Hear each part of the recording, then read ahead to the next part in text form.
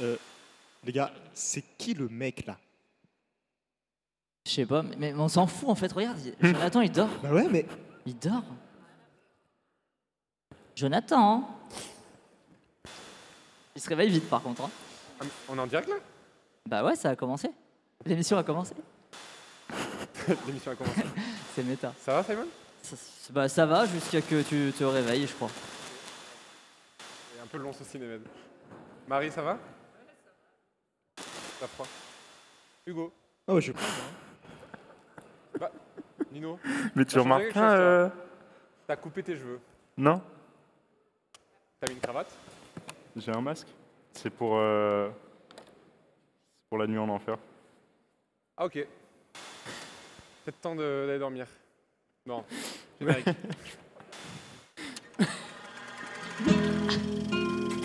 Oh mon Dieu, quel chaos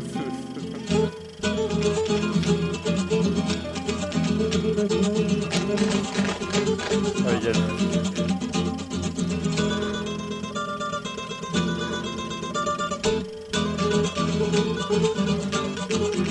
Olé, la quotidienne de TCS au Cinémed. Et bonjour à toutes et à tous Ça et se voit que c'est la bienvenue. fin du cinéma là. Bienvenue dans cette 7e émission de Olé, notre quotidienne en direct du 45e Cinémed et sur The Cinema Show, Radio Campus Montpellier 102.2.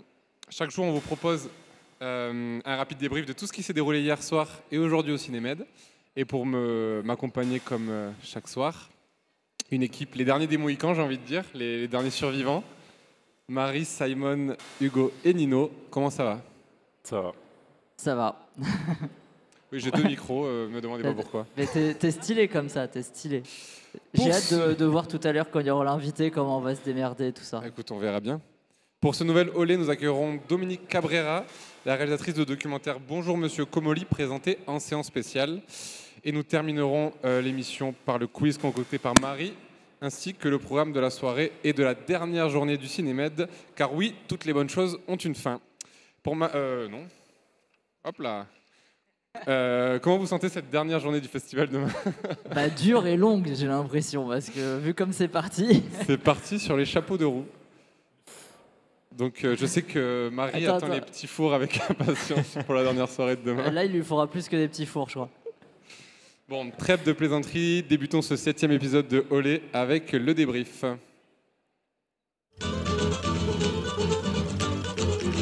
Le débrief C'est bon pour le micro? de la quotidienne. Tant Comme- qu'on y est, il y a l'IFOP qui était en train de m'appeler, je voulais les prendre parce que là, vu comme c'est parti, on peut faire n'importe quoi. Comme tous les jours, on commence par des petits retours et débats sur les films que nous avons eu la chance de découvrir hier au Cinémed. Et débutons tout de suite avec le film de Dominique Cabrera, dont nous allons recevoir tout à l'heure sa présence. Bonjour Monsieur Comolli. Ça va être dur aujourd'hui. Le synopsis de Bonjour Monsieur Comolli. Quelques mois avant sa mort, Jean-Louis Comolli et Dominique Cabrera se retrouvent pour quelques libres conversations avec Isabelle Lecorf. On parle de cinéma, de la vie, de l'amour, de la mort et de Chassagne Montrachet. On rit, on sourit, on n'est pas sérieux quand on a 85 ans. Simon, tu m'as accompagné tout à l'heure pour découvrir le Bah, c'était pas aussi drôle la séance, tu vois. Pour découvrir le documentaire de Dominique Cabrera. Qu'est-ce que tu en as pensé? Bah, moi, c'est une cinéaste que j'apprécie beaucoup, en tout cas dans son volet documentaire. Je parlerai pas du reste. Et Bonjour Monsieur Comolli, il est dans la continuité de son travail et de même ce qu'elle fait dernièrement, à savoir vraiment tout filmer. Elle adore tout filmer et même les choses qu'en fait qui seraient coupées dans des films d'habitude, bah là on les retrouve dans le long métrage et donc on a tout ce côté off et méta comme j'aime l'appeler puisque c'est en fait le mot qui le qualifie le mieux qu'on a dans ce long métrage là et j'ai trouvé ça super intéressant en fait et c'est assez drôle parce que j'ai remarqué sur la sélection en tout cas documentaire il y a beaucoup de films qui ont ce côté où on voit le processus de production d'un film. On avait parlé de Pour ton mariage, où on voyait donc le réalisateur montrer le film à ses amis, le film dans le film, quoi. Mais pareil, il y a un film dont on va parler juste après, Danser sur un volcan, c'est la même chose. Et là, Bonjour Monsieur Comolli, on a ça aussi. Après, Là, j'ai mis un petit peu de temps à rentrer dedans parce que c'est vrai que la forme, elle est assez du coup brute. On a beaucoup de, en fait, on a une conversation entre Dominique Cabrera et Jean-Louis Comolli. Et voilà, il y a pas d'artifice, il y a rien. C'est vraiment, c'est du parler. Et c'est des longues séquences et c'est découpé, ouais, on va dire en chapitres qui reviennent à chaque fois sur une journée où Dominique Cabrera et son équipe sont allés rencontrer Jean-Louis Comolli chez lui. Mais toi qui connais bien justement l'œuvre de Cabrera, est-ce que c'est un procédé de film dans le film ou de montrer la fabrication du film qu'elle utilise souvent? J'essaie de me souvenir un peu, là j'ai la liste de ces films et quand je relis, en tout cas ceux que j'ai vus, j'avais pas ce souvenir-là. Après, il y a quand même souvent un dispositif particulier mis en place, même si là il est moins frontal, on dirait pas qu'il y a un dispositif forcément mis. Il y a pas, voilà, il y a un film dont je te parlais, Jonathan, c'est Chronique d'une banlieue ordinaire en 92. Là, le dispositif, c'était, tu vois, des gens qui retournent dans leur HLM avant qu'il soit détruit, et donc ils parlent de leur vie quand ils étaient dans cet appartement. Là, on n'a pas du tout un truc aussi frontal, c'est juste de la discussion. Mais le fait d'avoir cette discussion, d'avoir aussi les moments en off, tout ça, fait qu'elle réalise encore un film avec un dispositif un peu particulier quand même. C'est vrai que c'est l'une des premières fois que je vois un dispositif pareil et je trouve ça assez intéressant sur ce que ça raconte aussi de leur conversation, du rapport aussi à la création. Parce qu'ils ont beaucoup de discussions autour de la création qui sont très très intéressantes.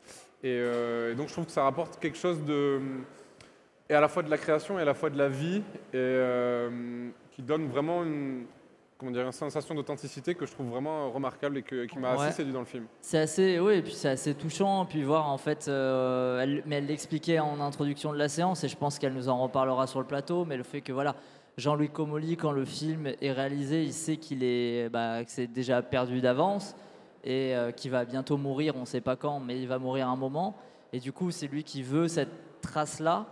Et je trouve ça hyper aussi beau de voir en fait ces derniers moments et on ne sait jamais quand le film va s'arrêter. Oui, il y a le côté, la vie continue toujours. Voilà. D'ailleurs, le film est assez fin là-dessus. On pourrait s'attendre à une fin un peu grandiloquente parce que bon, on sait justement qu'il va mourir. Mais le film reste quand même très pudique vis-à-vis de ça et j'ai trouvé ça assez joli. Moi, j'aime beaucoup le dernier plan de Jean-Louis Comolli. Le dernier plan, on le voit. Par contre, je me suis imaginé trop de trucs. Je sais pas si j'en parle ici, donc c'est pour ça. Mais il est sur un ordinateur et voilà. Oui, on se demande ce qu'il va faire sur cet ordi. On va pas savoir, je crois. Bon, enchaînons avec un autre film, cette fois dans la catégorie compétition documentaire, avec Danser sur un volcan de Cyril Harris. Après l'explosion au port de Beyrouth du 4 août 2020, une équipe de tournage fait face à un dilemme, affronter le chaos et poursuivre le tournage de leur film ou l'abandonner face aux crises qui gagnent le pays. Danser sur un volcan met en évidence la résilience de l'équipe et raconte leur lutte pour continuer à faire du cinéma au milieu d'une ville dévastée. Marie, je me retourne vers toi. Qu'as-tu pensé? Je ne l'ai pas vu. Je me suis tourné vers la seule personne qui l'a pas vu. Tu peux tourner vers là-bas si tu veux. On va la refaire. Non mais il confondait avec une autre personne qui Hugo, avait les cheveux longs. Qu'as-tu pensé de Danser sur un volcan? Eh ben, j'ai bien aimé. Moi déjà j'aime beaucoup le documentaire quand il parle de cinéma. J'aime bien voir les dessous d'un tournage et celui-là c'est vrai qu'il est particulièrement intéressant parce que c'est la définition de la loi de Murphy. Tout ce qui pouvait arriver leur est tombé dessus. Et voir en fait une équipe qui arrive à boucler un projet dans des conditions extrêmes et voir la satisfaction, en fait, leur satisfaction à eux, moi ça m'a vraiment satisfait de mon côté. Quand ils applaudissent à la fin pour la fin de leur tournage, j'avais limite envie d'applaudir avec eux. Et c'est aussi intéressant de voir du point de vue où... Il digère le wrap libanais, le wrap au poulet plutôt. Il n'y a plus le wrap libanais. Vous nous remettez quand le wrap libanais s'il vous plaît? C'est pas possible. Oui, en fait, voir aussi d'un autre côté la réalité du Liban aussi qui se mélange à tout ça. J'ai trouvé que c'était un mélange qui fonctionnait très bien et ça m'a aidé à rentrer dedans aussi. Ok. Nino, tu partages cet avis? Ouais, moi je pense qu'on peut le ranger dans la catégorie des making-of un peu, c'est donc de Costa Brava. J'ai perdu le titre entier. Mais... Costa Brava Lebanon. C'est ça, ouais. Qui était passé au Cinémed d'ailleurs. Et, il y a 2 ans. Et du coup, ce qui est intéressant, c'est que là, c'est beaucoup tourné sur la partie de la production. Le tournage, c'est une petite partie du film, mais je pense que la plus grosse partie, c'est la pré-production, et c'est vraiment intéressant du coup toutes les galères, déjà par rapport à l'explosion qu'on connaît à Beyrouth, mais aussi par rapport au contexte du Covid, au contexte même politique avec Israël, puisque l'acteur principal, Saleh Bakri, est d'Israël, et on voit à un moment la galère que c'est de le ramener ici. Et c'est une des scènes les plus marquantes. Il dit en fait, si je venais en voiture, ça me prendrait 1h30, mais avec tous les problèmes, avec voilà, les frontières, tout ça, il est obligé de mettre 24 heures et de passer par la Turquie, revenir. Et du coup, c'est hyper intéressant de voir toutes les galères qu'ils arrivent à surmonter et à aller jusqu'au bout de ce projet. Et puis en même temps, le ton est assez léger. On voit vraiment une équipe soudée qui arrive à, je pense, grâce à leur lien, à aller au-delà de ces épreuves en restant unis. Et c'était vraiment cool à voir. D'accord. Parce que ça me fait penser à un documentaire sur le film de Francis Ford Coppola, Apocalypse Now, qui s'appelait Ils en parlent d'ailleurs. À un moment, la réalisatrice a dit j'ai l'impression d'être dans Lost in La Mancha. Non, c'est la productrice, je crois, qui dit ça. Je sais plus. Ouais. Et on lui dit je pense que tu es plus dans Apocalypse Now. Voilà, petite rêve sympa. Hein. Non, je rejoins ce qu'a dit Nino, oui, sur le côté politique, tout ça qui est hyper intéressant, et sur tout l'aspect pré-production du film. Après, c'est vrai que finalement, par rapport à tout ce qui se passe avant le tournage, dans le tournage, ça devient beaucoup plus. En fait, c'est là où le film vire plus dans un making-of classique, puisque en fait, il se passe pas grand-chose de fou, et en même temps, ça nous raconte pas grand-chose non plus sur comment on fait un film. Je veux dire, on est vraiment dans le making-of classique. Alors que toute la première partie avant, quand on est dans la pré-production, on sent qu'il y a une volonté un peu de documenter tout ce qui se passe et de le mettre en lien avec l'actualité qu'il y avait au Liban à ce moment-là. Et c'est quelque chose qui revient aussi vers la fin avec les coupures d'électricité aussi. Ouais, ça parle beaucoup aussi de la crise économique, énergétique et tout. Et c'est vrai que oui, le moment où le tournage commence, c'est un peu en fait l'aboutissement de toutes les galères qu'ils ont eues. Et là, c'est un peu vu comme un succès, rien que de commencer à tourner, quoi. Très bien. Je voulais juste voir si à un moment il y a quelqu'un qui reprendrait la parole ou si on allait rester comme ça pendant 1 heure. Non, pas de souci. je vous laissais terminer. Merci beaucoup. Mais vous sentez qu'il peut gagner quelque chose, ce film? Oui, parce que dans les travaux du festival, j'ai entendu à plusieurs reprises là, je crois, avec ta question. Moi, je préfère pas me prononcer parce que c'est le seul long métrage de la compétition documentaire que j'ai vu. Donc, je vais pas dire oui, il va gagner. Parce que le film a une résonance. Oui, une résonance ou une tête à gagner un. J'ai l'impression qu'il y a un bouche à oreille quand même, parce que moi, c'est quelqu'un qui me l'a conseillé, ce qu'il était déjà passé en début de semaine. Et apparemment, ça a bien marché, ce que la personne m'a dit. J'ai attiré plein de gens dans la salle, donc je me demande si peut-être. C'est vrai que moi, je l'ai entendu à plusieurs reprises dans les queues pour aller dans les salles. Beaucoup de personnes qui se le conseillaient. C'est ça aussi la magie du festival, de découvrir des petites pépites. Ouais, mais après, je sais pas si c'est le genre de film qui gagne d'habitude. Mais le fait que ce soit lié à Costa Brava, Libanon, je pense que ça peut jouer aussi. Mais je sais pas si ça peut jouer en sa faveur, en fait. Moi, je pense que si. Parce que Costa Brava, Libanon avait beaucoup marqué à l'époque, donc ouais. Nous allons passer à un troisième film venant à peine de sortir. Notre monde en compétition long métrage de Louana Bajrami. Qu'avez-vous pensé de ce long métrage, Marie? Oui, moi j'ai bien aimé. la parole. On l'a vu juste avant l'émission. J'avais rencontré Louana Bajrami avant de voir son film et elle était déjà très intéressante. Et du coup, je suis contente d'avoir vu Notre Monde, qui se déroule au Kosovo en 2007. Donc après la guerre, déjà ça nous montre toutes les séquelles qu'a laissé le conflit, qui sont assez importants, et on suit 2 cousines qui s'enfuient pour aller étudier. Déjà, ça paraît fou, mais elles vivent dans des villages où on force les jeunes filles à se marier, où elles ont quasi pas d'avenir, elles peuvent pas étudier, travailler c'est compliqué. Donc elles s'enfuient pour pouvoir aller étudier dans une fac. Et de là, on suit leur périple et leur désillusion, en fait, à quel point elles se rendent compte que rien n'est pris en charge dans leur pays, et surtout pas pour la jeunesse. Et moi, j'ai trouvé ça extrêmement intéressant. C'est un film un peu pessimiste, mais qui est totalement assumé dans son pessimisme. Moi, j'aime bien quand les réals, ils assument totalement que leur film, ça va être triste et que, en fait, il n'y a pas forcément de solution. On ne trouve pas toujours de solution, il n'y a pas forcément des happy endings. Parfois, les choses restent en suspens, parfois, ça se finit mal, et c'est la vie aussi, et surtout quand on vit dans un pays qui vient de sortir d'une guerre terrible. Et donc moi, ça m'a assez marqué, et surtout, en fait, cette ambiance très désillusionnée. Et moi, j'ai beaucoup aimé et sa manière de filmer les personnages. Je trouve qu'elle dresse des portraits assez jolis. On oublie totalement que c'est des acteurs. Je crois vraiment à l'existence de ces personnages. Et son histoire. Ça parle d'une jeunesse qui est totalement oubliée, comme ils le disent, et à quel point ils veulent s'en sortir et à quel point ils n'y arrivent pas. Et moi, je trouve que c'est assez éloquent. Un fait assez marquant d'ailleurs, c'est que la réalisatrice est très très jeune, c'est son deuxième long métrage et elle a à peine 22 ans. Ouais. Donc Xavier Dolan n'a qu'à bien se tenir en termes de précocité. Mais justement, est-ce que quel regard tu porterais justement sur son film du fait de son âge aussi? Parce que d'habitude, c'est vrai que les films de la jeunesse sont porteurs d'espoir généralement, même dans des situations compliquées. Et là, comme tu le dis, c'est un film assez sombre, assez pessimiste. Après, elle a vécu au Kosovo. Je ne sais pas si elle est née là-bas, mais en tout cas, elle y a vécu. Et je pense qu'à travers ce film, elle parle pas forcément d'elle parce qu'elle nous parlait de son parcours et elle a du coup débuté très jeune déjà en tant qu'actrice et puis très vite elle a fait des films. Donc en fait, c'est pas forcément le même parcours que ces jeunes-là qui vont étudier à la fac, mais en tout cas, elle dresse un portrait de son pays et des jeunes qu'elle connaît de ce pays-là. Et donc je pense qu'elle a un lien très fort avec l'histoire qu'elle a mis en place dans son film. Donc même si elle est jeune, elle parle de la jeunesse. Donc pour moi, ça me paraît bien. Elle est légitime, ouais. Et je me tourne vers Hugo. Oui.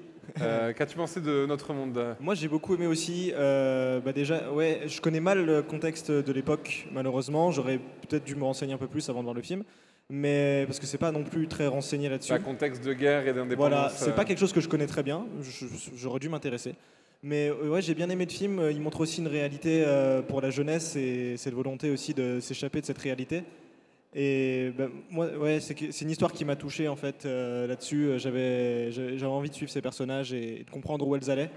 Et à la fin, ouais, très triste. Moi, mais elle m'a pas déplu dans le sens où je me suis dit, c'est la seule chose logique qui pouvait arriver à ces personnages, quoi. La seule chose qui pouvait leur tomber dessus, c'était ça, quoi. Au bout d'un moment, autre chose m'aurait déplu en fait. Non, je trouve que le film est assez intéressant, même si je trouve quand même que au-delà des thématiques, le film peine un peu par moments à les incarner pleinement et à, comment dire, après le problème c'est que je vais dévoiler un peu trop d'éléments si je parle un peu plus, mais il y a des séquences qui sont fortes et qui nous attrapent, mais je trouve que le film n'est pas suffisamment justement pétri de scènes marquantes pour nous accrocher pendant tout le long et pour suivre cette jeunesse, parce que je trouve qu'il y a pas mal de séquences anodines finalement qui me racontent moins ce que c'est la jeunesse, et en même temps il y a aussi quelques séquences intéressantes qui nous montrent aussi ce que c'est une jeunesse perdue, bloquée, sans espoir ou sans repère, voilà, merci, je cherchais le mot. C'est le mec qui n'a pas vu le film qui arrive à donner les mots. Oui, mais bon, parce qu'on est sur des thématiques universelles. Du coup, c'est vrai que là-dessus, le film est assez intéressant aussi sur l'universalité qu'il arrive à donner, parce que c'est vrai que voilà, du moment qu'on est dans un conflit, et aussi dans des pays, enfin dans un territoire plutôt qui n'avait pas encore acquis l'indépendance ou à peine, il y a plein de choses à construire, et il y a aussi beaucoup de comment dire, de voix sans issue. J'ai du mal à trouver mes mots ce soir, c'est terrible. C'est terrible, hein. Le cul-de-sac. Bon, je crois qu'il est temps de terminer. C'est parce que tu dormais au début, avant l'émission, c'est peut-être pour ça. C'était un magnifique jeu d'acteur, Simon. Ah, c'était un jeu d'acteur, putain, j'y ai tellement cru. On y croyait, hein. C'est ça, après tout, c'est ça le talent. Et Hugo et Nino, c'est leur dernière ce soir. C'est vrai. On leur demanderait pas un petit peu... un petit bilan? Un petit bilan, un petit bilan. Hugo? Ouais, moi je suis satisfait de mon Cinémed. Déjà, j'ai vu plus de films que l'année dernière. Parce que j'en ai vu 2 l'année dernière, donc c'est vraiment énorme. Et là, j'en ai vu 3. Non, là, j'en ai vu un peu plus que 3. Mais je suis arrivé à 3, j'étais content déjà. Non, je suis content de mon cinéma parce que j'ai eu la curiosité d'aller voir des choses que je ne serais pas allé voir autrement. Donc pour moi, c'est déjà un énorme plus et je suis très content des choses que j'ai vues. il y a beaucoup de choses, plus de choses qui m'ont plu que de choses qui m'ont déplu, donc ça pour moi c'est La une magie bonne du chose. festival. Exactement. Si tu devais retenir un film ou une séance ou un moment en particulier, ou les trois, Non, je vais retenir Léo, que j'ai vraiment beaucoup aimé. Je pense que c'est le film que j'ai le plus aimé de ceux que j'ai vus.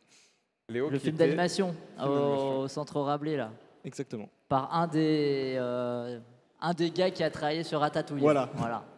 On nous a donné des fausses Parce qu'on informations à la retient, séance. finalement. C'est Avec pas la un voix des de Marion réalisateurs. Cotillard. Ouais, c'est vrai. Nino, un Oui. petit bilan de ton cinémed. Pareil, j'ai vu plus de films que l'an dernier, je pense. Et j'ai dû en voir genre une douzaine.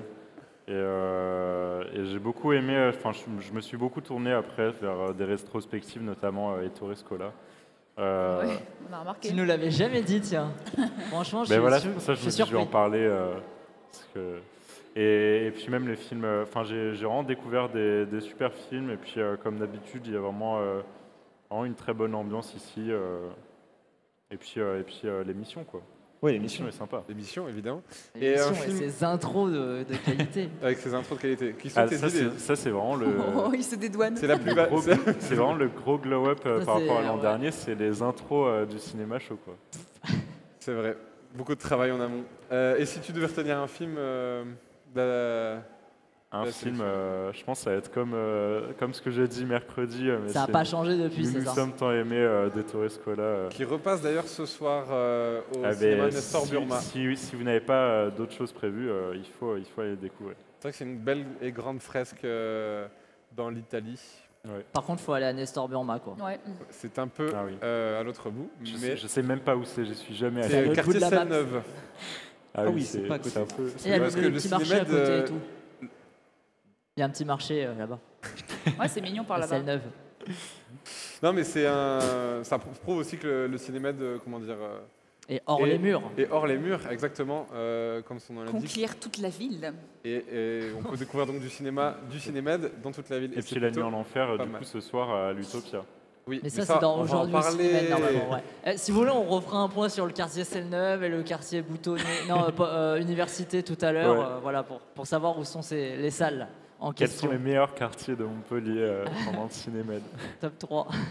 Moi, je vais parler d'un film que j'ai vu ce matin de Elia Suleiman dans le cadre du Regard croisé avec Mohamed Bakri.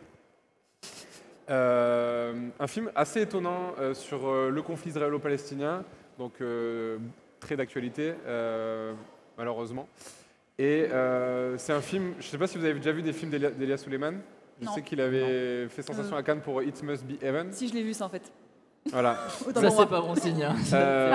Si, j'avais bien aimé. en Non, mais plus. c'est un cinéma assez amusant, finalement assez burlesque. Il utilise en fait vraiment son cadre de manière très maligne Oui. et très intelligente. C'est très drôle. Voilà, il y a toujours plusieurs degrés de lecture au niveau de ces cadres. Il se passe toujours des choses au premier plan, au second plan.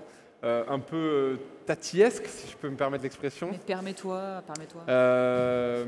Et du coup, c'est un film voilà, qui arrive à réinjecter de la vie dans des moments compliqués de l'histoire entre la Palestine et Israël, à travers aussi une fresque un peu historique parce qu'on reprend les mémoires de son père et ses propres souvenirs à lui. Donc voilà, c'est quelque chose que je vous conseille également, puisque le cinéma a une programmation assez diversifiée, donc il y en a pour tous les goûts à chaque fois. Je crois qu'on a fini pour le débrief de ce soir. Et tout de suite, on va passer au les quiz de Marie. Olé Quiz, le quiz de la quotidienne. Bonsoir. Bonsoir. Pourquoi tu redis si t'étais là. C'est vrai que tu dis souvent Mais elle bonsoir dit alors tout qu'on le s'est temps déjà C'est dit un bonsoir. gimmick, c'est un gimmick Ouais. depuis des années maintenant. C'est pour qu'on puisse dire c'est comme ça. bonsoir Marie. Voilà, exactement. Le Holy Quiz, je le rappelle, vous jouez contre moi. Vous marquez des points, c'est bien. Vous marquez pas de points, tant pis, c'est pour moi. Allez, on commence Mais par... même elle, ça y est, elle en peut plus, elle est blasée. Je le sens. T'inquiète, Tiens, c'est Marie. vrai Ça qu'hier, va. on t'a quand même mis une T'inquiète. sacrée pâtée. Hein. Oui, bon, ça va. En Ah, fait. juste, vous noterez que le seul quiz qu'on a perdu, c'est contre Gauthier. Et Gauthier, il nous avait vraiment arnaque. Voilà, la preuve Moi, en je est, vous mets c'est bien, que en Gauthier fait. Alors, nous avait alors arnaqué. soit Marie est trop indulgente, soit... Non, Gauthier surtout avait pas mis une des questions Je pense qu'il y qui a les rapporte deux beaucoup de points. Qui joue. Et du coup, c'est normal qu'il gagne après. Mais c'est parce que j'ai envie que vous gagniez, je crois en vous, c'est pour ça. On commence avec la pas tournée. Isabella Rossellini joue dans La Chimère d'Alice Rohrwacher, projetée en ce moment même au Cinémed. Avec quel réalisateur n'a-t-elle jamais tourné? Je vous le demande, 5 propositions. James Gray, Guy Ritchie, Abel Ferrara, Joel Schumacher, Peter Greenaway. Bon, James Gray, oui. Dans Avec Two qui Lovers. elle n'a jamais tourné. Alors, Redis-nous. James Gray, Guy Ritchie, Abel Ferrara, Joel Schumacher, Peter Greenaway. Je la vois pas tourner avec Guy Ritchie, non? Bah ouais, mais du coup, voilà. Ouais. Pourquoi elle allait chercher Guy Ritchie? C'est vrai. C'est peut-être ton anniversaire et c'est pour ça. Hein.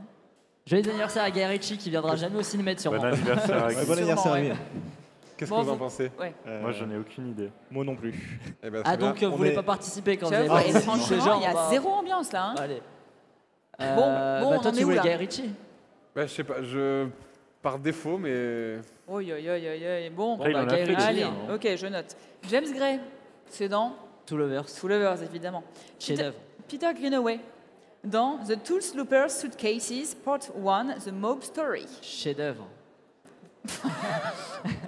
Joel Schumacher dans Cousins et Abel Ferrara dans Nos Funérailles. Évidemment, elle n'a jamais tourné avec Guy Ritchie. Ah. En fait, je l'ai mis parce qu'elle a fait beaucoup de films avec Guy Maddin. Et donc, j'ai pensé à Guy Ritchie comme ça. Voilà. Mais maintenant on a même le making of des quiz. C'est à l'image de la Comment je programmation de pense ce aux cinéma. choses. Mais c'est dur de trouver des réponses fausses, figurez-vous, qu'avec des Ouais. grosses filmographies. Bon, vous avez un point. On passe à la sacré film. Parmi cette liste de films, vous devez me dire si Benjamin Biolay, acteur de Rosalie, joue dedans ou pas. Je commence par toi, Nino. Est-ce qu'il joue dans Zai Zai Zai Zai? Ouais. Effectivement. Je me rappelais pas. Moi non plus, quand j'ai vu ça, je me suis dit, faut que Je je crois mette. qu'il joue pas genre le mari de. Oui, de il son joue un ami. petit rôle. ouais. Oui. Ça c'est une phrase que tu aurais pu dire pour n'importe quoi. Ouais, il joue pas le Oui, c'est mari vrai. de Il de- joue pas mais le c'est mec quand- là. de l'autre mec, à un là. Non, moment mais quand donné. il va à la campagne, là, dans une maison, retrouver son ami, et je crois que c'est le mari, il me semble. Ok. Tu t'en souviens Mais vachement bien. je suis pas Hugo. sûr. Oui. Est-ce qu'il joue dans Le Monde nous appartient? Je veux dire non. Effectivement, il ne joue pas dans Le Monde nous appartient. Jonathan, est-ce qu'il joue dans Pourquoi tu pleures? Oui. Tout à fait. Est-ce que tu fais un vrai info, parce que sinon c'est un peu cramé. Non, Attends, Pas- on va enfin, tester. je change tout le elle a temps, dit quoi, en non, fait. Elle a dit non, on va voir. je change tout le temps. Simon, est-ce qu'il joue dans Pieds nus sur les limaces? Pieds nus sur les limaces, t'avais dit vrai hein, juste Oui. avant, c'est ça? Donc là c'est faux, non, il joue pas dedans. Effectivement, il joue pas dedans. Ça marche hein. Nino, est-ce qu'il joue dans Chambre 212? Est-ce que du coup c'est vrai? Bah, suis la logique. Je vais dire vrai alors. En plus, elle a été facile celle-là. Oui. Enfin, tout le monde sait Ouais. qu'il joue dans Chambre 212 quand même. Wow, t'es trop nul parce que tu savais pas. Ok, super. Est-ce qu'il joue dans Les Garçons et Guillaume à table, Hugo? Bah, du coup, pour suivre la logique, je veux dire faux. Effectivement, c'est faux. Là c'est une merde, c'est vraiment ce qui s'est passé. Jonathan, est-ce qu'il joue dans Hors Normes? Ah, je crois que c'est faux. Je pense que c'est faux. C'est faux. Elle a failli m'avoir. Elle a mis un petit twist à la fin. Simon, est-ce qu'il joue dans Personal Shopper? Dans Personal Shopper Mm. que j'avais vu et oui. Effectivement, il joue dans Personal Shopper. Et bah là c'est vraiment, ça va vraiment être dur pour toi Marie, je crois. Point bonus, quel est l'acteur des autres films? Ah oui. C'était quoi les films Le déjà monde nous appartient, Pieds nus sur les limaces, Les Garçons et Guillaume à table et Hors Normes. Quel est quoi? Comment? La question?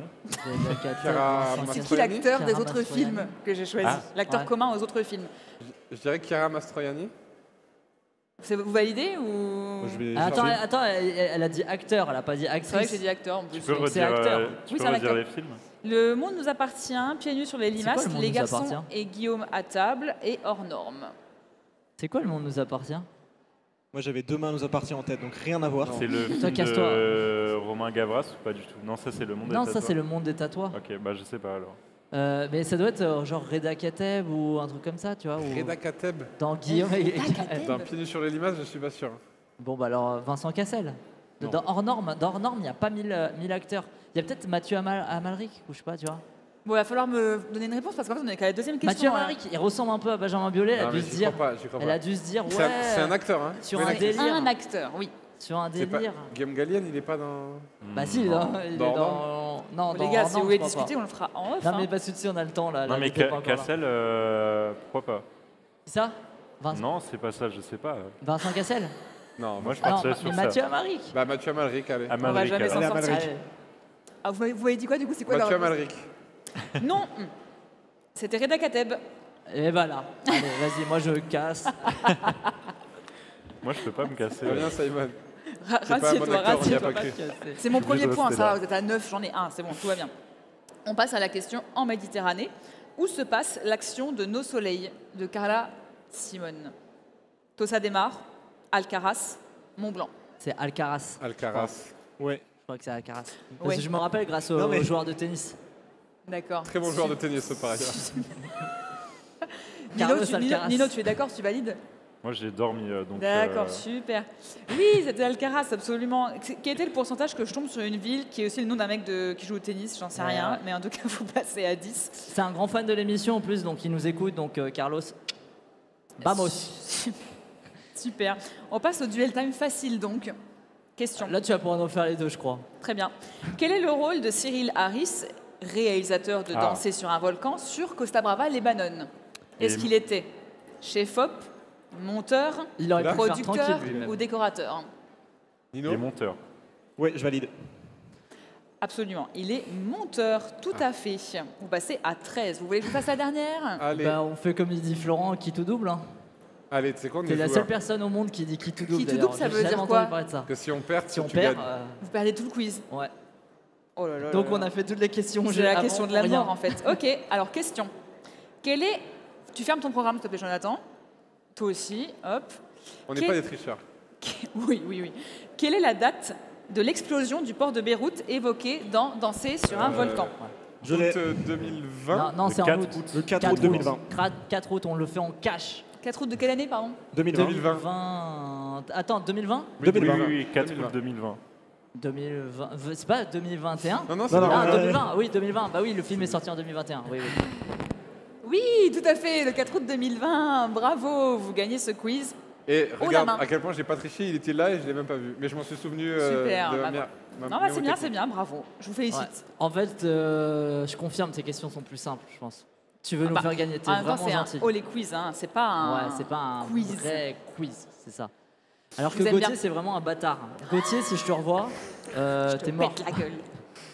Merci Marie pour ce Olé Quiz Avec de plaisir. grande qualité. C'est vrai que c'est bien quand c'est toi qui es là parce qu'on gagne tout le temps. Eh ben, ma foi. Mais C'est moi, le monde moi des j'ai bisounours. perdu la dernière fois. Je m'en C'était rappelle. moi qui le faisais? Ouais, ouais. Dommage. C'était, Oui, samedi. oui, je sais très bien c'était quoi. Samedi, je Samedi Jonas crois. En plus, c'était à Trueba. cause de moi qu'on avait perdu. Ah. Bah, Ah pose-toi oui, des questions. c'est vrai. Ce jour-là, Marie, elle a pris la confiance, elle s'est dit non, mais je vais trop les battre, donc je vais peut-être baisser un peu le pied. Donc c'est peut-être grâce à moi que vous avez gagné toute la semaine. Non. Peut-être. Bref, comme chaque jour et pour la dernière fois, on enchaîne avec aujourd'hui au Cinémed, notre rubrique où nos chroniqueurs vous font part de leurs désirs, leurs envies autour de la programmation de ce soir et de demain, qui, je rappelle, est la dernière journée du festival. Oh, sniff. Après, il sera trop tard, chers spectateurs, parce qu'il sera temps de dormir. Jingle. Aujourd'hui, au Cinémed. Bon. Le Attends, ta phrase d'intro, elle était vraiment. On m'a dit de gagner du temps, c'est pour Ouais, ça. c'est- Vraiment longue. Merci Simon. Ah, dis c'est rien, bien ça ne dis aussi, rien. c'est bien. Genre, tu dis un truc et la personne met 3 secondes, elle a un temps de latence de 3 secondes pour répondre, et là aussi, on va gagner du temps. Ou alors on lance un débat sur Tu vois, autre ça chose. marche. Ça Tu vois, marche ça très marche. très bien. Ça marche très J'ai bien, mais c'est l'impression d'être malaise. dans un film de Guédiguian. Tu sais, des fois, ils ont des petits temps de latence avant de se répondre. C'est pas une critique, c'est Ah oui, bah toi t'aimes bien, donc. constatation. Le programme de ce soir, les amis, est pléthorique. Ouais, si je franchement. peux- Oui. C'est incroyable. Il y a On ouais, veut vraiment dire par là pour, que la programme, elle a mal été faite, quoi. Vous avez vous avez mis tous les bons films Alors, le même non. soir. C'est pas ce qu'on dit, mais Nous juste serons on aimerait pas tout voir en mesquins. fait. Simon. Il y en aura pour tous les goûts. Et en parlant de goût, magnifique transition vers la passion d'Odin Bouffon de Tran Anh Hung, ce soir au Berlioz, dans 15 minutes d'ailleurs. Ouais, c'est bientôt. Hein. Qui, je le rappelle, a été sélectionné pour représenter la France aux prochains Oscars. Oh, je savais pas ça, tiens. Ouais, bah ouais. Et oui, Trop bien. C'est ce film-là qui a été Enfin, je sais pas, je l'ai pas sélectionné. vu, mais trop bien. on en apprend tous les jours, Marie. Eh ben bien sûr. Bah, mais je crois qu'autour de la table, personne ne l'a vu encore. Personne Non. ne l'a vu. Non. Est-ce qu'il y a des gens qui veulent le voir? Moi je vais y aller, je pense. Tu vas y Ce qui aller? est bien, c'est que j'ai pas mangé, donc je vais voir un film qui fait de la bouffe. Oh et je là vais pas là. manger. Ça, faites c'est l'erreur, terrible. Mm. Je l'ai déjà fait auparavant pour quelques films sur l'univers de la nourriture. C'est une torture. Yes, bah je passerai une bonne séance alors. Je Mais pense passe, que ton- passe C'est au bien de le snacking, rassurer comme ça. sinon, Je pense que ton kebab de 22h30 Non, va mais être sinon, délicieux. sinon j'irai prendre un wrap poulet. Mais Hugo, je te conseille du coup le sandwich multicolore là, au Ok. snacking, il est très bon. Ok, bah ça marche. Avec de l'aubergine, caviar d'aubergine. Vous nous gardez 3 sandwichs multicolores, s'il vous plaît. On est sur Masterchef Cinémed ce soir. On devrait les faire venir, ils nous font la recette en live et tout, comme ça. Comme de c'est ce soir, c'est ça? Pour l'année prochaine, on fait ça. Voilà. Je vais me tourner vers toi, Nino. Oui. La nuit en enfer, il y a un programme assez alléchant de 5 films. Oui. Pearl de Ty West, Masking, Threshold, Phenomena de Dario Argento, House de Nobuhiko Obayashi et Infinity Pool de Fils Cronenberg, Brandon, de son prénom. Moi, les 5 films, enfin House, je l'ai déjà vu parce qu'il est ressorti il n'y a pas longtemps au cinéma, mais les 5 films me donnent vraiment très envie. Surtout Infinity Pool, j'ai très envie de le découvrir. T'as vu, t'as vu que House? J'ai vu que House. Moi, j'ai vu Pearl il y a quelques mois et c'est un super film. J'ai détesté X, mais je garde espoir pour Pearl, on sait jamais. Écoute, c'est très différent, ça joue sur le malaise et le côté un peu kitsch de manière assez différente, mais avec ce même amour du référencement, du genre. Non, j'ai trouvé ça vraiment, vraiment très bien. Je sais pas si quelqu'un l'avait vu autour de la table. Non, j'avais pas vu. Il y a vraiment une super programmation et puis la nuit en enfer, c'est toujours un plaisir. On mange bien, on rigole, on peut gagner des DVD et tout. Moi, je conseille, je ne sais pas s'il reste des places, mais si ça tente des gens, je recommande vivement. Ça vaut largement ces 20 €. Et donc c'est à 20h, c'est ça? C'est à 20h à l'Utopia, c'est ça. Mais faut arriver. C'est où l'Utopia, Nino? L'Utopia, c'est juste à côté de la fac Paul Valéry. Il faut descendre à Saint-Éloi et c'est vraiment à 2 pas. Mais si ça vous tente, il faut y aller très vite, je pense, parce que je ne sais pas s'il reste des places. Toi, tu as tes places. Parce que ça commence Moi, à j'ai mes 1h20. places. Tout va bien. Marie, je crois que tu vas voir Madame Hoffman du très talentueux Sébastien Lifshitz, à qui on doit notamment Petite fille et Adolescente, qui sont 2 merveilles de documentaire. Absolument. Oui, tout le monde me l'a survendu, donc oui, je vais aller voir ça. En plus, il est là, Madame Hoffman est là aussi. Non, il n'est pas là. Oh. Il n'est pas là, Sébastien Lifshitz, je vous le dis tout de suite. Il y a Madame Hoffman, en tout cas, qui est là. Et voilà, j'ai très très hâte de le voir, parce que j'adore ce qu'il fait. Je crois que Simon, tu l'avais vu. Moi, je l'ai vu, j'en parlerai en long, en large et en travers demain. Mais tout le monde a dit que c'était génial, il a dit que c'était c'est vraiment génial et ça reste mon meilleur film de ce Cinémed et je pense que ça le restera jusqu'au bout. Waouh, ah oui, d'accord. Il y a des promesses. Hein. On est sur des qualificatifs. Je l'ai dit mercredi, tu sais, moi je retourne pas ma veste. Hein. Manuel Valls, si tu nous écoutes. C'était gratuit, mais mérité. Dans l'ensemble de son aval, je pense que là... le film, du coup, est en salle Einstein à 20h30. C'est ça qui fait mal, c'est qu'il va y avoir... Ça va être rempli. À mon avis, ça va être rempli. En même temps, il y a tellement de concurrence ce soir. Oui, c'est vrai. Parce qu'il y a aussi La Bella Estate, le dernier film présenté en compétition par Laura Lucchetti, qui avait gagné l'Antigone d'Or en 2000. Regarde pas, je sais pas du tout. 18, je crois. Fiore Gemello, qui était assez joli. Donc c'est le dernier film de la compétition. Après, il sera trop tard. Et demain, ça sera le palmarès. Et moi, toi, tu vas voir quoi ce soir? Et moi, ce soir, j'allais y venir. Tu m'as devancé. Tu l'as, ouais. Je vais voir la copie restaurée de Emir Kusturica, je ne sais jamais. Underground, Palme d'Or à Cannes en 95, que je n'ai jamais vu et je vais me faire un plaisir de découvrir ce soir.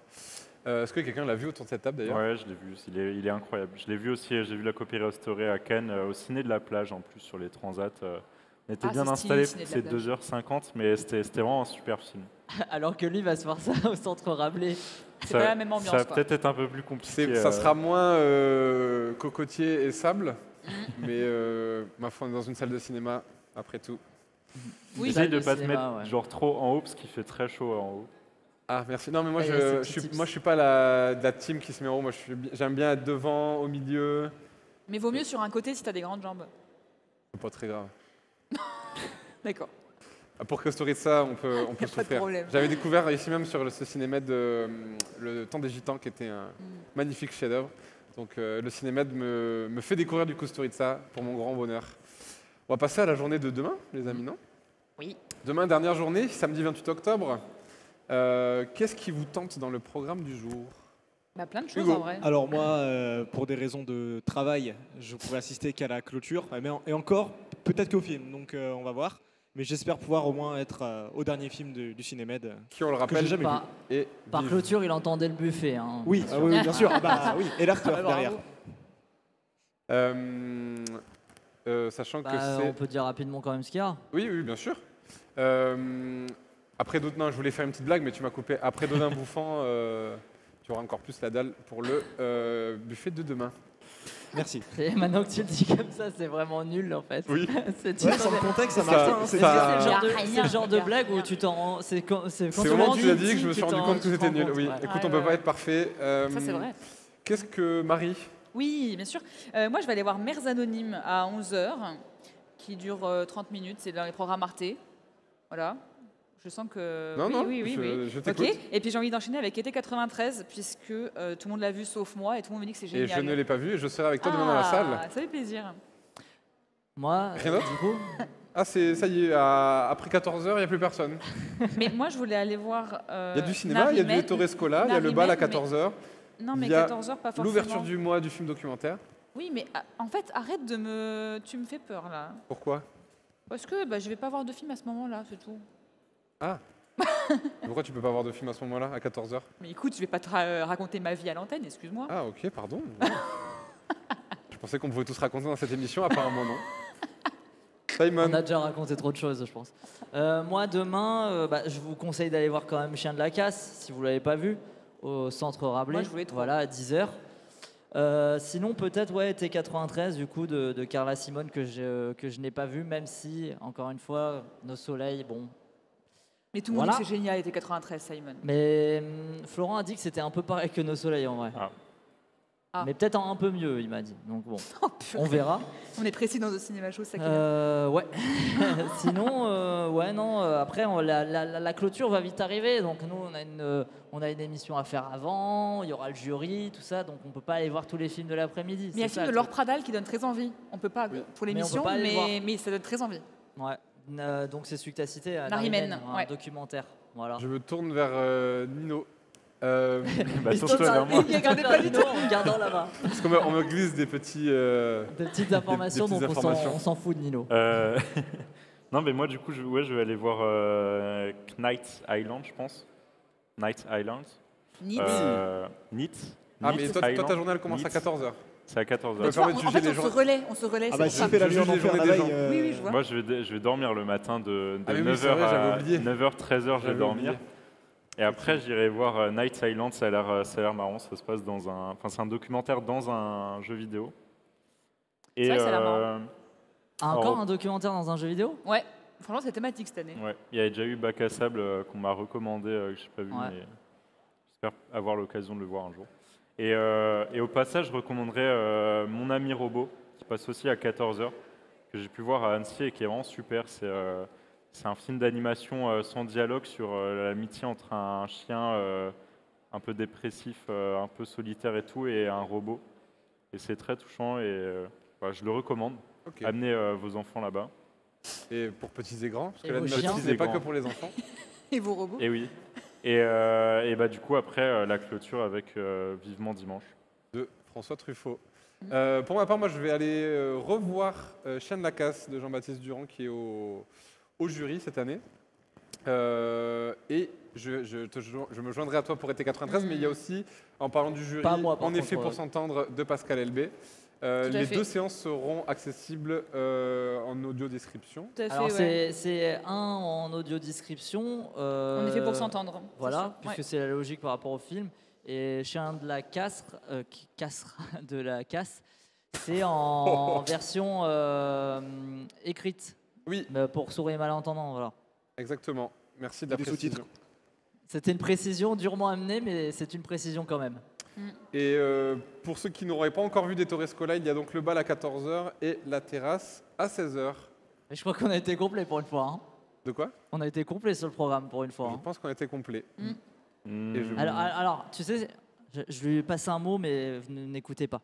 En fait, ce qu'on peut faire, c'est tu peux lancer le jingle invité, Oui. et après au montage, tu vois, on va couper, on va mettre l'invité qu'on va enregistrer après, et après on fera comme si ça s'était bien passé et tout, et après on va remettre la fin de l'émission. D'accord. Je pense On fait qu'on va comme faire ça comme ça. On fait comme ça. Donc je propose d'accueillir notre invité du Ça va, il y a jour. de l'espace, non?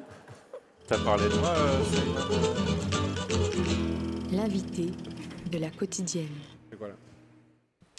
Bonjour Dominique Cabrera. Bonjour. On est ravis de vous accueillir dans notre émission pour parler de votre documentaire, nouveau documentaire Bonjour Monsieur Comolli, qui a été présenté hier en séance spéciale. Première question, comment ça va? Comment allez-vous? Pas mal. Pas mal, c'est toujours heureux de revenir à Montpellier. Je viens souvent ici parce que ma mère et mon frère vivent ici. Mais être au festival, évidemment, ça donne énormément d'énergie et de joie aussi de voir d'autres films, de voir d'autres cinéastes, de rencontrer le public. C'est une espèce de nourriture. Et puis hier, j'ai eu la chance de participer à une rencontre autour de mon prochain film. Et ça a été un grand moment. Et puis de montrer le film Bonjour Monsieur Comolli. Donc c'était ma journée hier. C'est un festival qui vous aime bien en plus, parce que je me rappelle, je crois qu'il y avait une rétrospective en 2007, il y a quelques années sur tous vos longs métrages. Oui, je me sens soutenue par mon département et ma région. Oui, du coup, est-ce que vous pouvez nous parler un peu du rapport que vous avez avec ce festival qui, du coup, comme l'a dit Simon, vous a accordé une rétrospective il y a quelques années. Quel est le rapport que vous entretenez avec le Cinémed? Oui, c'est ce que je disais, c'est-à-dire j'ai l'impression que je me sens soutenue, quoi. Vous savez, la vie des cinéastes est à la fois pleine de joie, parce que c'est une grande chance en fait de pouvoir créer des films, mais aussi on se heurte à beaucoup de difficultés, quoi. C'est une lutte de faire des films, surtout des films qui sont pas formatés comme ceux que j'essaye de faire. Donc dans cette lutte, il y a beaucoup de portes qui se ferment. Et puis, il y a des portes qui s'ouvrent. Et puis, il y a des soutiens. Et les soutiens, c'est très, très important parce que ça m'aide, ça nous aide à continuer, aller plus loin, insister. Parce qu'en fait, il faut toujours insister pour pouvoir faire des films. Et oui, je sens je sens un grand appui ici, une affection, disons. Et puis, je suis... le Sud, voilà. Le Sud, en fait. C'est pas n'importe quel appui, c'est un appui de ma culture, on pourrait dire. Le sud, la Méditerranée, donc c'est très chaleureux, c'est très important. En parlant du film Bonjour Monsieur Comolli, comment est venue la genèse du projet? Je me souviens qu'hier à la présentation, vous avez dit que la base de vos échanges n'était pas l'objectif d'en faire d'en faire un film, d'en faire un documentaire. Oui. Je voulais savoir justement à quel moment vous est venue l'idée d'en laisser une trace, de franchir le pas et d'en laisser une trace filmique. Au fond, moi, tout de suite, c'est-à-dire le film pour Jean-Louis Comolli était une espèce d'expérience au départ. C'est-à-dire qu'il voulait que je fasse un film avec lui, en fait. J'en ai besoin, c'est ce qu'il dit au début du film, mais dans son esprit, c'était une expérience. C'est-à-dire que si on n'est pas content, on jettera les images. Moi, j'ai jamais pensé que j'allais jeter ces images. Oui, tout de suite, en fait, au fond, j'ai pensé tout de suite, c'était quelqu'un que j'aimais beaucoup, enfin, c'est quelqu'un que j'aimais beaucoup, avec qui j'ai travaillé, pour qui j'ai écrit un scénario, avec qui j'ai fondé, ainsi qu'avec d'autres cinéastes, l'association ADOC, l'association des documentaristes. On a partagé beaucoup de choses, en fait. J'ai aimé ses films et bien sûr, j'ai été nourrie par ses articles dans les Cahiers du cinéma. Il a été rédacteur en chef des Cahiers du cinéma. Il a beaucoup écrit, il a eu une pensée critique extrêmement importante sur le cinéma qui a beaucoup compté pour moi. Et c'est quelqu'un dont j'aimais la manière d'être. Peut-être parce qu'il est pied noir, parce que c'est un intellectuel, parce qu'il avait un très grand sens de l'humour. Donc j'aimais sa manière d'être. Donc qu'il me demande de faire un film avec lui, c'était vraiment une espèce de cadeau, quoi. Mais c'était aussi un film improvisé. Et voilà, j'ai pensé tout de suite que je devais là aussi insister, continuer. Et heureusement, il a voulu continuer. Il a eu grand plaisir à ce que sa petite équipe de cinéma revienne finalement 7 fois. Et c'est dans cette quête d'improvisation qu'il y a à ce point-là en fait des plans dans votre film où en fait c'est plein d'images que dans n'importe quel autre film on les couperait, par exemple des mouvements de caméra qui pourraient sembler moches ou des choses dont je me rappelle, il y a une scène que j'adore, c'est celle où vous filmez en fait le jardin avec les pétales qui tombent. Oui. Et en même temps, vous faites le commentaire, ah, ça va être très bien pour le film, tout ça. Oui. Et le fait de faire le commentaire, finalement, ça annule un peu tous les faits qu'il y a autour de ça. Est-ce que c'est dans, Pour moi, il y a, dans cette il y a veine un de... double. Ce moment-là, en fait, c'est d'abord, Jean-Louis, dans le film, dit que pour lui, le sujet des films documentaires, c'est la fragilité. Que la maîtrise, ça empêche d'avoir accès aux personnes. Et je suis bien d'accord avec lui. Pour moi, la fragilité, c'est le sujet, en fait. C'est-à-dire l'être humain, il est plein de doutes, de fragilité. Donc, toute ma recherche dans ce dans tous mes films, et aussi dans ce film avec Jean-Louis, c'était de m'approcher de sa fragilité.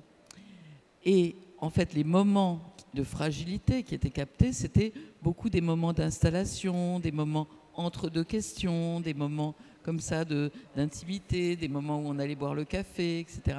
Donc j'ai gardé ces moments qui étaient des moments fragiles aussi du côté de la réalisation. Et pour moi, c'est ce qui fait le prix de ce film, hein, ces moments de fragilité.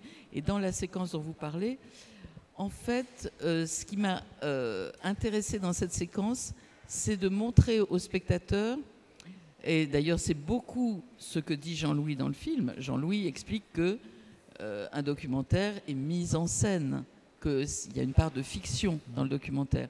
Et donc je vais dans le jardin, c'est le printemps, et il y a des cerisiers en fleurs. Et là, on a envie de voir les pétales tomber. Et donc on demande à la jardinière qui est là de secouer l'arbre pour faire tomber les pétales. Si je n'avais pas gardé le moment où elle secoue l'arbre, on aurait eu une espèce d'image romantique, les pétales tombent, le temps passe, etc. Et en gardant les deux moments, c'est-à-dire le moment où elle secoue l'arbre, où je lui dis « Allez, secoue encore un peu plus fort !» Et c'est le mauvais aussi. Et les moments où les pétales tombent, en fait, on a à la fois le documentaire et la fiction. C'est-à-dire qu'on montre, c'est un peu comme quand on montrerait l'envers d'un tissu. D'ailleurs, c'est bien ce qui se fait aujourd'hui dans la mode. On va montrer l'envers, l'endroit, on joue avec l'envers et l'endroit, et c'est ce qu'on fait dans ce film. Oui, il y a une forme, comme on appelle aujourd'hui méta, dans votre film. Mais il était conscient dès les premiers échanges avec lui, dès que vous avez commencé à le filmer. Vous aviez conscience au montage que vous garderiez ce genre de moment, ou c'est quelque chose qui s'est construit non. après coup? Non. Enfin, au début, c'est difficile à savoir, vous savez, parce que comme vous le savez, dans la vie, tout se mélange, quoi. Évidemment. C'est venu très vite, en fait. Je crois que c'est venu... c'est-à-dire que, en fait, dans quasiment la première séquence, on est au téléphone avec Jean-Louis et on raconte la genèse du film. Et à ce moment-là, je raconte que... Moi, j'aime beaucoup filmer, en fait, être à la caméra. C'est ce que j'avais proposé à Jean-Louis, puisque je n'avais pas de budget. Et Jean-Louis me dit, non, je ne veux pas que tu sois à la caméra, parce que je veux que tu m'écoutes. Si tu es à la caméra, tu ne vas pas m'écouter. Bon, à mon avis, il se trompe, mais bon. Et à ce moment-là, je me tourne vers la personne qui nous filme, et je lui dis, bon, d'accord, et j'ai trouvé Karine. Et donc, Karine, elle me filme, je suis en face d'elle, donc je m'adresse à elle. Et déjà, à ce moment-là, en fait, j'ai commencé, sans le savoir, à inscrire le style du film, l'écriture. C'est-à-dire qu'après, pendant le film, Jean-Louis, la première fois d'ailleurs, il ouvre une bouteille de champagne, enfin il n'arrive pas à ouvrir la bouteille de champagne et il dit « on va demander à Karine ». Elle est en train de le filmer. Et donc à partir de ce moment-là, le quatrième mur, il était explosé puisque on s'adressait à la caméra woman. Karine. Et donc Karine est devenue un personnage qu'on voit jamais mais qu'on entend. Et puis du coup, les mouvements de Karine, pour faire le point, pour faire un panneau, etc., faisaient partie du film. Donc en fait, on a inscrit ces moments-là inconsciemment avant de décider de les inscrire. Et bien sûr, au montage, on a accentué ce mouvement-là, puisque je me suis aperçue avec le monteur que c'était là où il y avait... cette espèce de tremblement qui était aussi le tremblement de la vie qui est encore là. La fragilité, oui. C'est vrai qu'au final, au-delà du cadre simple de votre échange avec M. Comolli, il y a, le film en fait trouve aussi sa forme et son âme, on va dire, à travers ces petits moments-là. Oui. Et puis pour moi, ce qui ça comptait énormément. En fait, je pense que ce qui me plaît beaucoup dans le cinéma, dans la vie aussi d'ailleurs, ce sont les portraits. C'est les gens en fait. Et Jean-Louis, quand il va parler théorie, il est là comme Jean-Louis évidemment, mais ça comptait pour moi de garder en vie d'autres moments qui sont précieux, mais qui ne sont pas des moments d'érudition, des moments de pensée, qui sont peut-être des moments d'une autre pensée. Par exemple, quand il dit « j'aime le café froid ». Ah non, moi je préfère le café froid. C'est la singularité de quelqu'un en fait. Moi j'étais très contente de pouvoir filmer ça et de le garder dans le film parce que c'est lui, quoi, c'était lui. Est-ce que lui, il y avait un accord, je sais pas, tacite ou non avant, que vous puissiez garder ce genre de moment, ou est-ce qu'il y avait un peu l'idée de... Je pense que la première fois qu'on va chez lui, il avait l'idée quand même qu'il allait raconter sa vie, quoi. D'ailleurs, la première séquence, c'est assez bien installé. Moi, je me disais, oulala. Et puis, je pense parce qu'il est foncièrement cinéaste. Donc, il a compris ce qu'on était en train de faire peut-être bien plus vite que moi. Et au fur et à mesure qu'on tourne le film, il se met à aimer ces moments-là, aimer que je les filme. Et plus il lâche la maîtrise, plus il est content vers le 5e ou 6e jour. Il dit « Ah, je crois que là, on a le film ». Et c'est là où il a été le plus libre et simple et pas du tout dans la posture de donner une bonne image, quoi. Oui, parce qu'au début, il y a une séquence justement que vous montrez dans le documentaire où il dit non, Dominique, aujourd'hui... Oui, alors là, c'est qu'il était malade et fatigué, oui, à ce moment-là. Oui, c'est-à-dire j'ai voulu aussi inclure dans le film, vous avez raison, c'est-à-dire qu'il a un cancer. Rétrospectivement, je pense qu'il a été héroïque en fait de faire ce film parce que pendant tout ce film, chimiothérapie, hôpital, etc. quoi. Et il continuait à me donner des rendez-vous et à vouloir faire ce film. Et donc j'ai voulu inclure dans le film quelque chose qui représente toutes les annulations en fait, tous les moments où il a dit non. Où il a dit « je suis trop fatigué », etc. Puis les moments d'énervement, qu'il n'était pas toujours d'accord, quoi. Donc en effet, il y a un jour où on vient et il dit « non, ça suffit Dominique, arrête, non, je ne veux pas être filmé ». Et en fait, il se passe ce jour-là aussi ce qui s'est passé à chaque fois quasiment, c'est-à-dire que notre présence lui donnait de l'énergie. Et donc on arrivait, il était épuisé, et hop, à la fin de la journée, de l'après-midi, on commençait à parler et puis il était plein de vie, quoi. Oui, c'est vrai qu'il y a une forme méta aussi sur la création en tant que telle. C'est vrai. Et puis, je dirais l'échange, en fait. Une des choses que Jean-Louis dit dans le film, c'est que le documentaire est un sauveur, un sauveteur. Le documentaire sert à filmer des relations. Et là, pour moi, tout est dans le film, en fait. Il le dit et on le voit. Il y a de la fiction et du documentaire dans le documentaire, on le voit. Enfin, tout est dans le film. Oui, c'est vrai qu'on a l'impression au final que vous avez peut-être jeté pas grand-chose au montage. J'ai jeté énormément de choses. Je me doute, mais c'est vrai qu'on a cette impression quand même d'avoir un objet brut en face de nous qui déborde de vie, justement. Et du coup, je pense que c'était aussi votre objectif. Oui, mais il est mis en scène, cet objet. Hein. Il est très mis en scène. Toujours. Et vous avez vraiment tourné aucun plan du film? Parce que moi, le plan final, il me fait beaucoup penser aussi à votre travail. Souvent, je sais que vous faites beaucoup de photos de portraits comme ça dans les rues. Est-ce que c'est là aussi ou c'est des indications que vous avez données? Non, c'est Karine qui a tourné évidemment, c'est un échange entre nous, mais en fait, c'est très intéressant votre question parce qu'elle met le doigt sur ce qui se passe en fait avec les collaborateurs, y compris avec Jean-Louis. C'est-à-dire qu'avec ceux qu'on filme, c'est-à-dire que quand on est dans un espèce de cercle vertueux, on devient poreux les uns aux autres. On se parle, mais on n'a pas besoin de tout indiquer pour que l'autre entre dans votre mouvement de pensée et de sensibilité et se mette à faire les plans que je désirais, quoi. Parce que en fait, vous parlez des derniers plans du film où on filme la rue, sa station de métro, on s'en va, on le quitte et malheureusement il va disparaître. Mais pour moi, c'était important de faire saisir où il vivait. Et Karine, elle se met à faire des plans qui sont comme mon regard.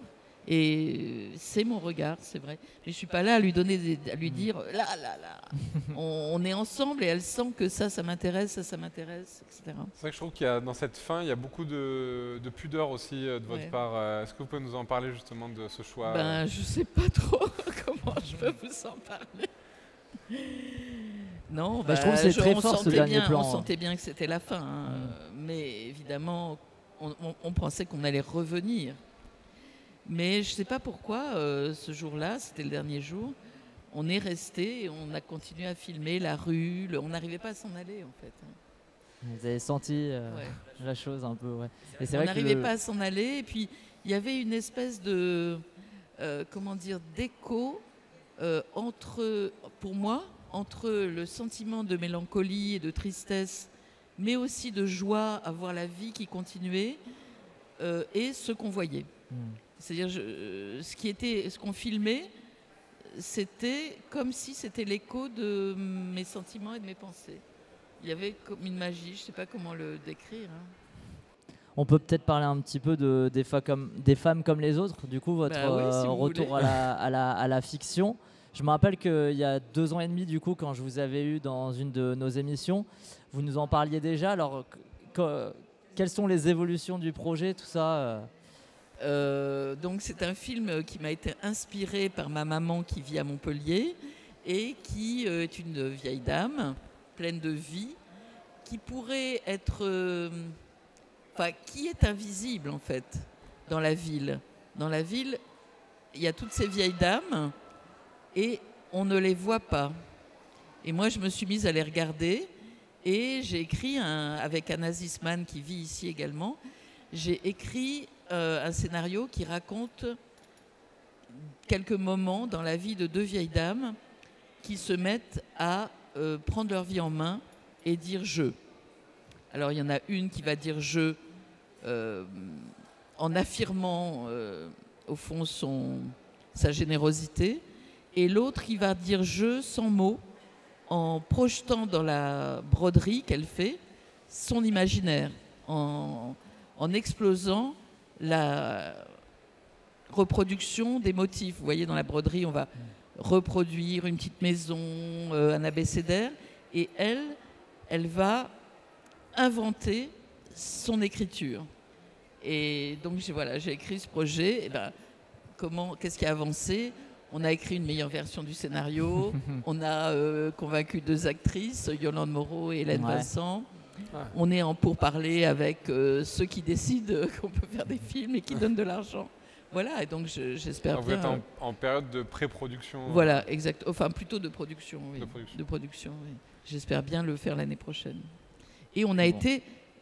donc toute l'équipe est venue hier, enfin une partie de l'équipe, c'est-à-dire la compositrice, le chef d'écho, la productrice, ma co-scénariste et moi. Et ma maman et ma sœur dans la salle. Et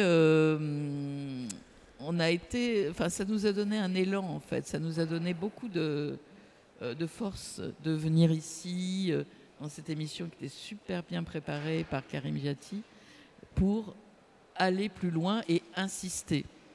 Dans la biographie, là, il y a une très belle expo Agnès Varda à la Cinémathèque, et Laure Adler a écrit une biographie d'Agnès Varda. Et dans les premières pages de sa biographie, elle dit et ce jour-là, Agnès a insisté, Agnès insistait toujours. Et je me suis dit que voilà, elle était là, la clé. C'était le mantra des cinéastes, qu'il faut Agnès insistait toujours, il ne faut pas l'oublier. On dira Dominique a insisté toujours, du coup. Ouais, je crois que c'est ce qu'il faut faire. Agnès insistait toujours, oui. Je pense qu'on peut conclure l'émission avec notre dernière question un peu coutumière. Ouais. Est-ce que vous avez un film que vous avez découvert au cinéma récemment ou sur les plateformes que vous recommanderiez Alors là, oui, sûrement, mais ma tête est vide. Alors là, je ne sais pas, parce que moi, je suis en montage, je fais tellement de choses que je ne sais plus très bien. Un film...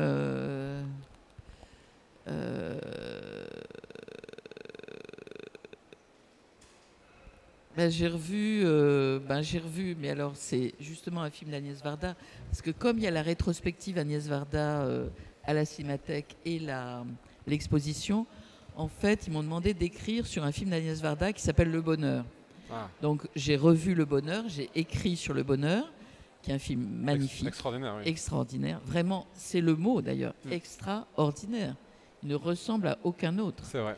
Extraordinaire. Et en écho à ce film, j'ai revu Documentaire, un film documentaire, fiction documentaire qu'Agnès Varda a tourné à Los Angeles dans un moment où elle est dans une grande solitude. Et donc, c'est un moment où Jacques Demy l'a quittée et elle se trouve là comme ça dans un moment en suspens. Et elle a demandé à sa monteuse Samid Mamou et à son fils Mathieu Demy de jouer une sorte de quotidien d'une mère et de son fils qui sont un peu en suspens comme ça dans la ville et qui ne trouvent pas, qui cherchent comme un abri en fait, une maison.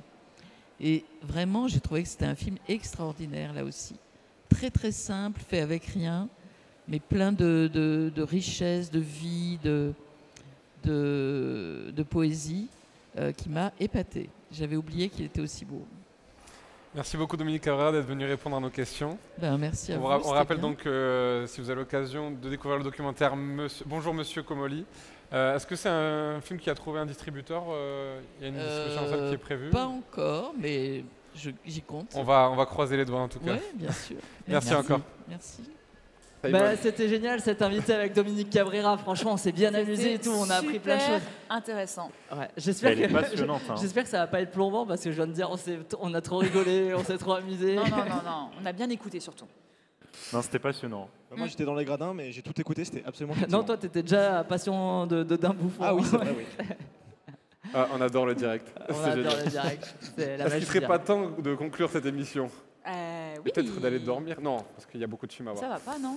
Merci à mes survivants d'avoir été merveilleux comme toujours. Et encore, on est encore là demain. C'est le mot, hein, c'est le mot. Et on est encore là demain, c'est vrai. Un feu d'artifice aussi. Demain. Feu d'artifice. Demain, c'est le feu d'artifice. Ce sera au lait demain. Comment? Ce sera au lait demain. Ça sera au lait. Remerciements également à tous ceux et toutes celles que vous ne voyez pas, nos travailleurs de l'ombre indispensables, mais sans qui cette émission ne pourrait pas avoir lieu. Je parle évidemment des étudiants de l'ACFA et de leurs accompagnants, que je remercie infiniment. De là, je laisse ma place à El Patron, le patron de cette émission, Simon. Oui, je parlais de toi. Pour finir en apothéose. C'est pour ça. ce 45e cinéma. Je peux vous cinéma. dédicacer des petites photos si vous voulez à la sortie, il n'y a pas de souci. D'ici là, portez-vous bien, vive le cinéma, vive le festival et olé! C'était Olé, la quotidienne de TCS au Cinémed.